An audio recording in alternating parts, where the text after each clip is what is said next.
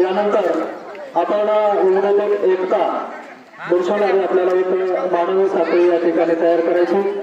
सर्व विद्यार्थ्यांनी जागेवर उभा राहायचे आणि अशी भली मोठी साखळ, जसं आपला देश मोठा आहे तशी आपली मानवी साखळ तयार करून आपल्याला या ठिकाणी एकतेचा संदेश द्यायचा आहे। असं हाताला हात धरायचा, हाताला हात कड्या साखळीवरती हाताला हात धरायचा आणि सर्वांनी एक मानवी साखळ तयार करायची।